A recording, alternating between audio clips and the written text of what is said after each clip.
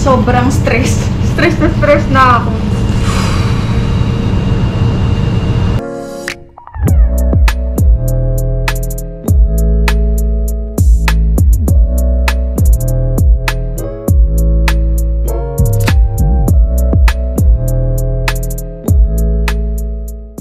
Hello mga ka-Gigi! Isang magandang umaga sa inyong lahat from Finland. Ayan, kamusta kayong lahat? Sana nasa mabuti kayong kalagayan. So, for today's video, si Ziki ay wala ng daycare, kaya papasok na ako sa work. So, kasama ko siya.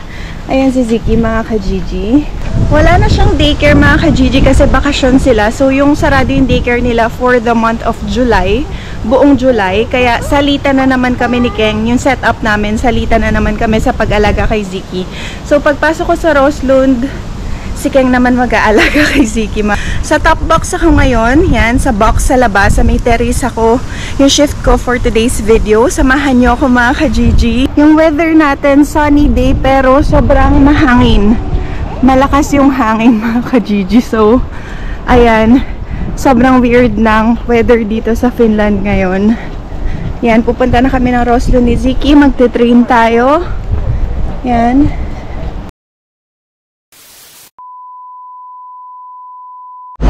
So mga ka-Gigi, update. Nandito na kami. Nakababa na kami ng bus ni Ziki. Ang tagal namin nag-intay dun sa Pasila kasi puno yung stroller ng mga bus. So, siguro mga 3 bus yung pinalagpas ko. Tagal namin nag-intay. Pero, andito na kami. Ayan yung Roslund, yung terrace na Roslund. Ang dami na naman kumakain. So, maganda yung weather today. Kaya, asahan na natin talagang magbe-busy for today's video.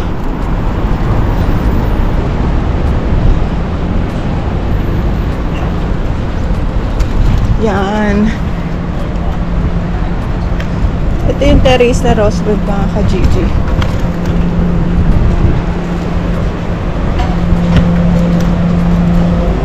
Tapos si Keng sabi niya, andun sila sa loob.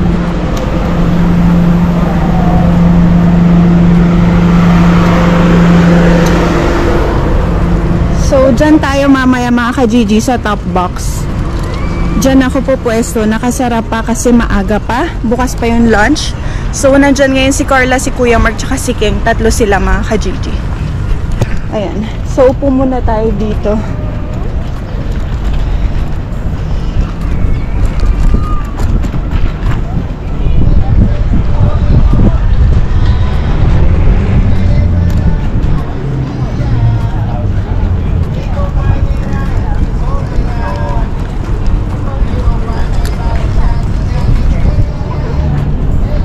So yan mga ka-Gigi, nakaupo kami ni Ziki dito sa init. Yan, sobrang init kaya asahan natin. For sure magbe-busy kami mamaya kasi kahapon sa box as in tahimik kami dahil mahangin tas cloudy tas umuulan. Pero ngayon, ang init naman ng weather kaya sobrang ang hirap ng weather dito pa iba-iba. Ito si Ziki, tapos yan yung weather dito. Ito yung pinaka-terrasta mo, tong buong to, ayun yung Roslund. Ito mga ka-Gigi, Kelohali. Yan. Yan mga ka-Gigi. Ang ating view dito sa terrace mo. So lahat ng tao, mga nagla-lunch sila sa terrace, ganun kasi gusto nila sa mainit kasi nga mas sobrang konti lang ng months ng summer dito. Tapos mahabang panahon is winter na. Kaya lahat ng tao dito sa Finland is sabik na sabik sa araw. Ayan na si Keng mga ka-Gigi. So palitan na kami kay Ziki.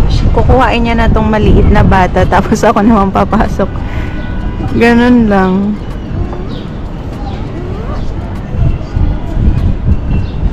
Busy? Oh? Kitos! So mga ka-Gigi, nandito na ako sa box, sa loob ng box. Kumuha muna ako ng food. Ito, yung lunch doon. Nilagay ko lang dito para pwede ako makakain dito sa box. So, nagsaset up na ako dito mga ka-Gigi. Yan. Kain muna tayo.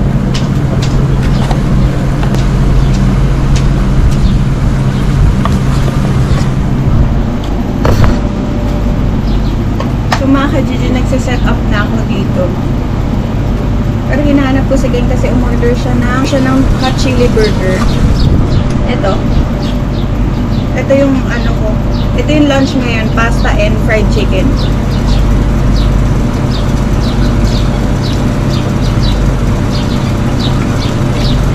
Sobrang init dito mga ka-Gigi sa box.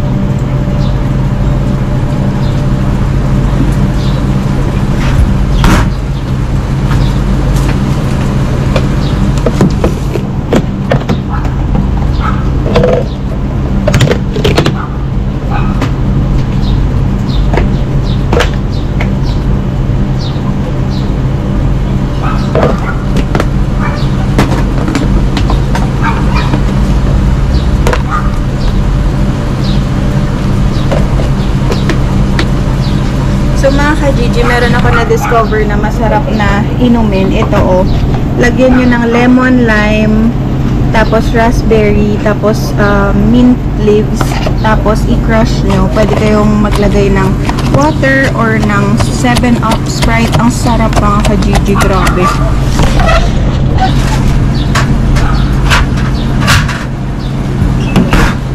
Tapos lagyan nyo maraming ice.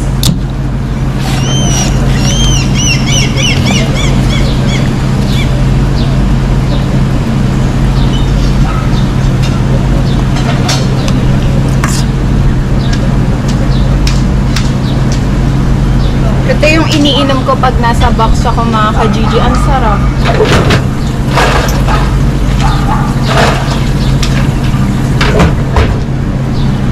Meron na tayong refreshing drink. Sarap. Mga ka-Gigi, ito si Siki, oh.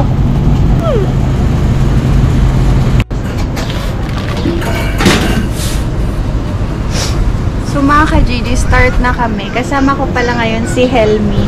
Ngayon nyo lang siya makikilala. Hi, Helmi!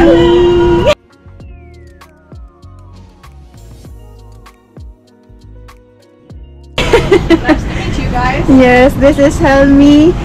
She just got back from Spain. Yes, Spain. She studied. Yeah, she studied there. Yeah, that's Helmi. Nice to meet you. Ang Helmi pala mga ka-Gigi, ang ibig sabihin nun sa Finnish is pearl. Pearl siya in Finnish. Perlas. Ganon. So, start na kami. Open na yung box. So, sila kayong umuwi na sila. So, meron na kaming customers kasi maganda yung weather ngayon. Sabi ko sa inyo, diba? Kaya, for sure magiging busy tayo.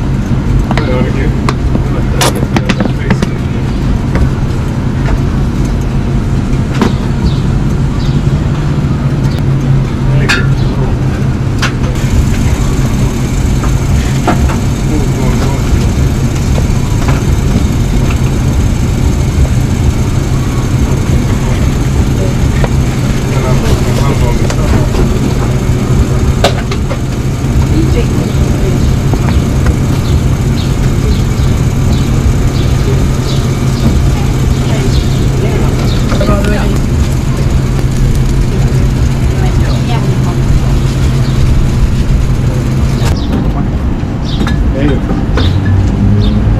Ne voidaan ottaa puoleksi, jos tuotaan vaikka on briskiä ja saat pulled pork ja sitten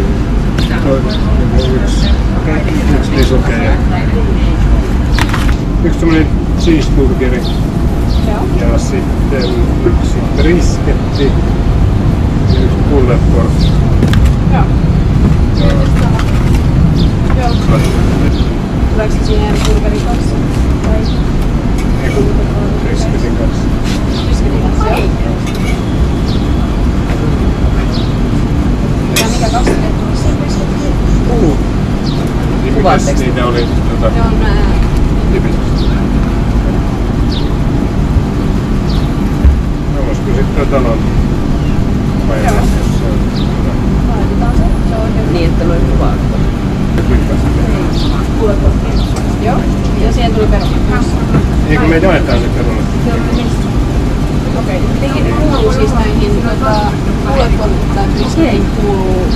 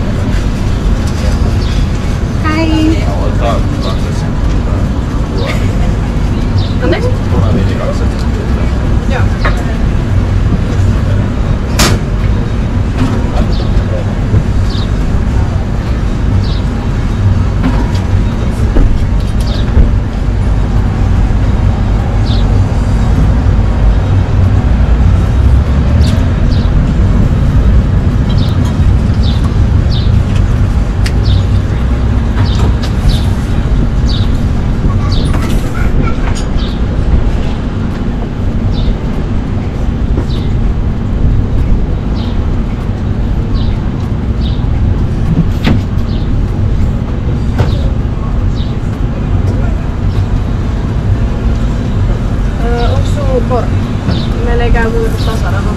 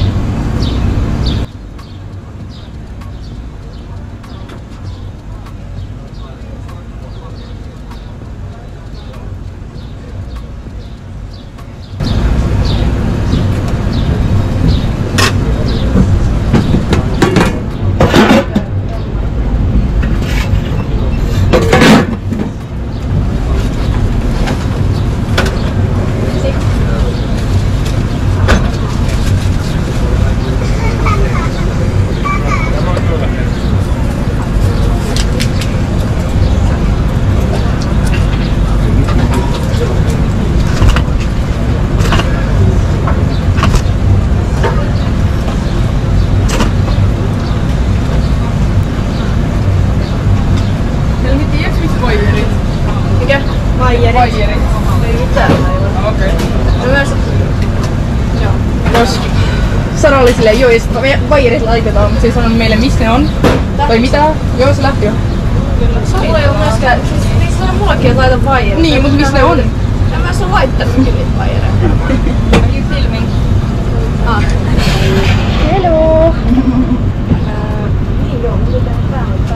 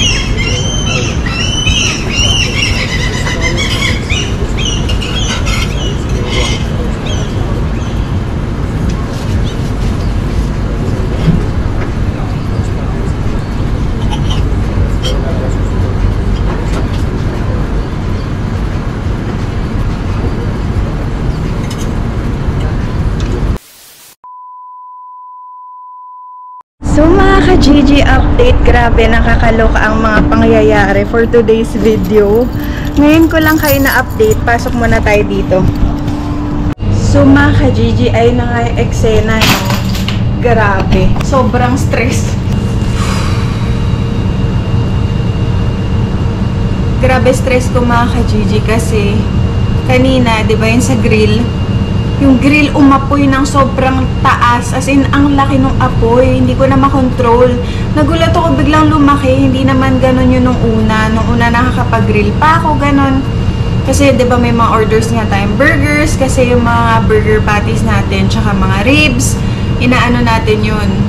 Ginigrill natin. Tapos biglang, as in, talagang lumaki yung apoy. So, nagulat ako. Tapos, tinawagan ko agad si King.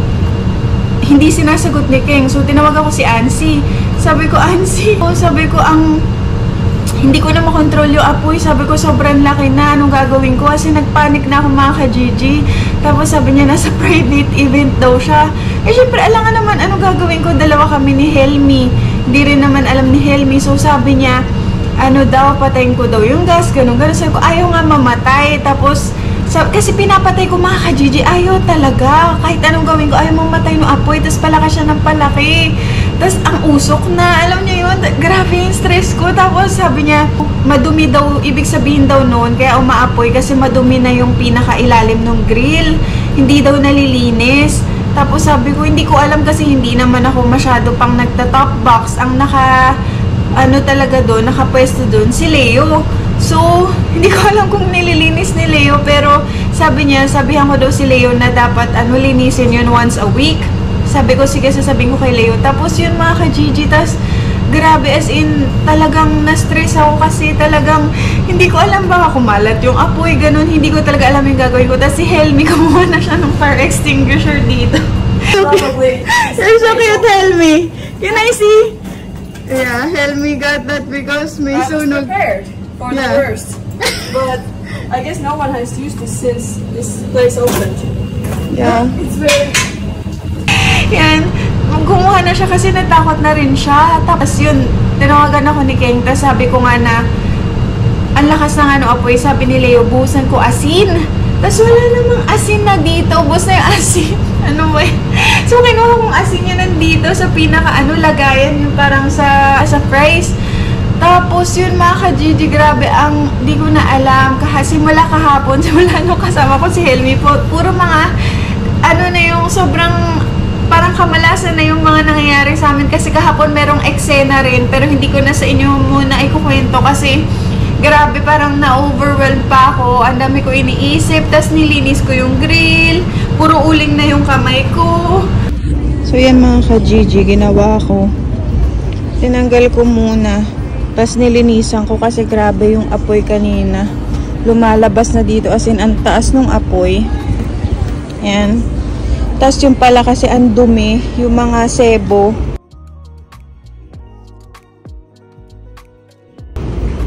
Napuno na yung pinaka-grill kaya umapoy ng grabe. Kinabahan kami ni Helmi. Kumuha na si Helmi ng fire extinguisher. Kala ko parang mag-aapoy na dito. Grabe yung panic ko. Yan mga ka-Gigi, grabe tong araw na to. Pagod. Tapos wala pa rin. Ngayon, sinusubukan ko buksan. Ayaw bumukas ng grill. So, hindi available yung burgers, tsaka yung mga ribs. Ang available lang yung brisket, yung bao buns. Ayun mga ka-Gigi, grabe. Sobrang stress. Grabe, as in, muntik na magkasunog. Hindi ko alam kung ano gagawin ko. Alam niyo yung pag nandun kayo sa parang pinaka pangyayari na yun, parang hindi mo masyadong alam yung gagawin. As in, nagpanic na ako. Tas, tinawagan ulit ako ni Ansi. Sabi niya, oh, are you okay? Sabi niya, parang takot na takot daw ako.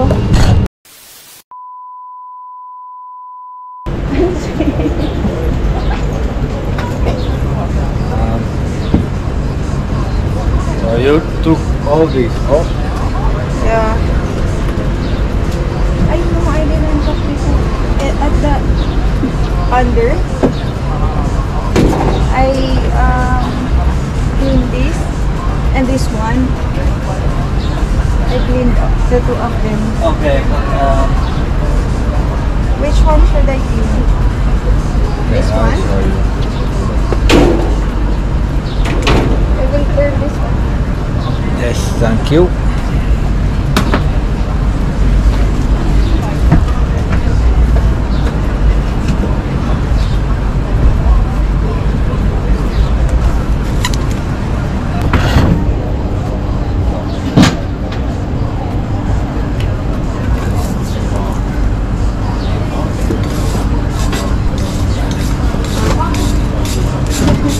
Inside. No, it goes to the table there. Ah.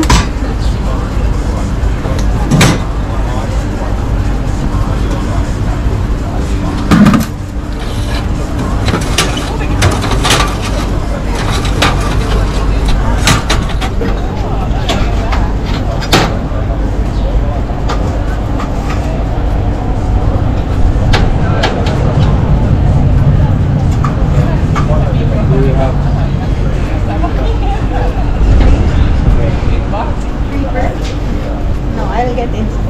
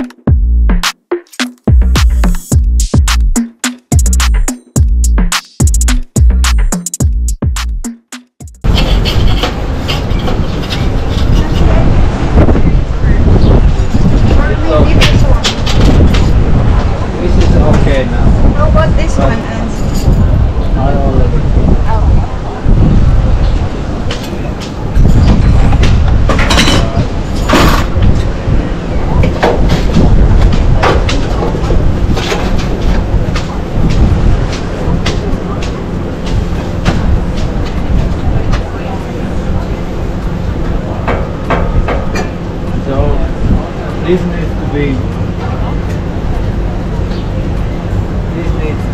empty. And like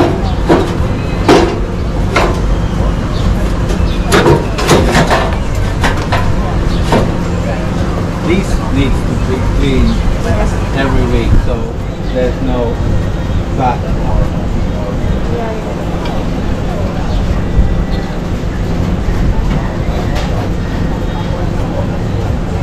Mulla on se uusi puhaltimen osa sinne kylmään puolelle. Uusi osa sinne. Joo.